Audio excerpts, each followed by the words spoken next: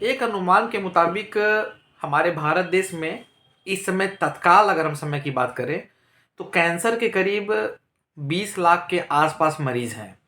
और आप सबको मालूम है कि कैंसर कितनी भयावह बीमारी है जिसका कोई समुचित इलाज नहीं है और ना ही समुचित इलाज की अच्छी व्यवस्था है कि मरीज रिकवर हो सके, ठीक हो सके। हम लोगों ने बहुत लोगों को अपने सामने मरते हुए देखा है कि कैसे उनका ट्रीटमेंट चला है, पहला स्टेज, दूसरा स्टेज, तीसरा स्टेज और चौथा स्टेज। और कई सारी ऐसी अनगिनत कहानियां भी हैं जो कि आप इस समय देखते भी आ रहे हैं यूट्यूब पे, जो वायरल भी हो रही हैं। लेकिन एक सबसे अच्छी खबर मैं आपको बता दूं कि रूस ने कैंसर का टीका बना लिया है। और एक ये समझ लीजिए कि इस सदी की सबसे बड़ी खोज में से एक है। कैंसर का टीका बन के तैयार हो चुका है और सब कुछ बढ़िया रहा तो जो नेक्स्ट ईयर है, जो 2025 है, 2025 में ये टीके आसानी से उपलब्ध हो सकेंगे और आपको भी लग सकेंगे। और इससे ये रहेगा कि भविष्य में जो भी कैंसर के जो जोखिम होंगे या कैंसर का जो खतरा होगा वो समाप्त हो जाएगा। जैसे तमाम तरह के टीके इस समय मार्केट में उपलब्ध हैं, जैसे छोटे बच्चों को हम ले जाके लगवाते हैं। आपका जैसे टिटनेस का हो गया, डिप्थीरिया का हो गया और भी वगैरह वगैरह, चेचक वगैरह, सबके टीके लगते हैं। सेम आपके कैंसर के टीके भी आगे भविष्य में अगले 1 से 2 सालों में देखने को मिलेंगे।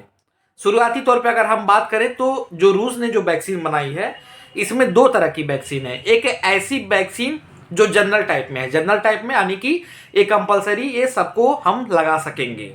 और वो जो वैक्सीन है वो mRNA के फार्मूले पे आधारित है, यानी कि वो एक mRNA की तरह का वैक्सीन है जो कि आपकी बॉडी में लगाया जाएगा। और आपको अच्छी तरह से मालूम है कि mRNA की वैक्सीन कैसे काम करती है और क्या उसके फंक्शन होते हैं। अगर आप थोड़ा भी बायोलॉजी से अगर आप रिलेशन रखते होंगे तो आप ये चीज जान रहे होंगे।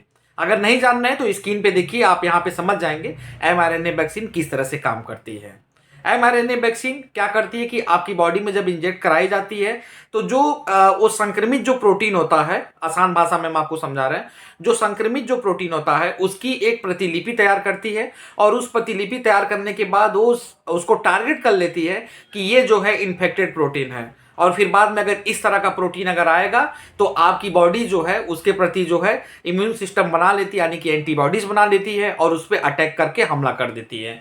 तो ये वैक्सीन इसी आधार पे काम करेगी, यानी कि अगर आपकी बॉडी में ये इंजेक्ट कराई जाएगी तो जो ट्यूमर सेल्स के प्रति जो समझ जाइए कि जो ट्यूमर सेल्स जब ग्रोथ करती है हमारी बॉडी में, या जब ट्यूमर सेल्स जब अपियर होता है तो उसके प्रोटीन की एक सीक्वेंसिंग होती है, कोडिंग होती है, उसको वहां पे वो कॉपी करके बनाई गई है।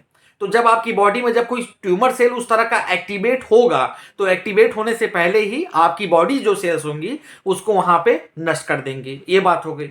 और जो दूसरी वैक्सीन बन रही है जिसका ट्रायल अंतिम समय में चल रहा है वो बायोथेरेपी के नाम से होगी, बायोथेरेपी के नाम से होगी। यानी कि अगर इनकेस अगर आप कैंसर के मरीज हो, आपको कैंसर है किसी भी स्टेज का, जैसे लंग्स कैंसर, स्किन कैंसर, कोई भी कैंसर, तो आपका जो संक्रमित जो सेल है या जो कैंसर सेल है वहां से उस प्रोटीन को एक्सट्रैक्ट करेंगे। और उस प्रोटीन को एक्सट्रैक्ट करने के बाद उसको जो है लैब में ले जाके उसी के फार्मूले पे जो है वहां पे वैक्सीन बनाएंगे। और वो वैक्सीन बनाने के बाद आपकी बॉडी में हम वहां पे लगा देंगे। लगाने के बाद फिर क्या होगा कि वो जो वैक्सीन होगी जितने भी इस तरह के कैंसर सेल होंगे उनको डायरेक्ट टारगेट करेगी और उनको वहां पे रिप्लेस कर देगी, हटा देगी। यानी कि उसको एक मैसेज जाएगा, समझ जाइए कि एक ऐसी एंटीबॉडीज बनेगी कि आपकी बॉडी में जितने भी इस तरह के सेल्स होंगे, जो कैंसर सेल होंगे, उसको टारगेट करेगी और टारगेट करके उनके ऊपर हमला कर देगी और उन्हें नष्ट कर देगी।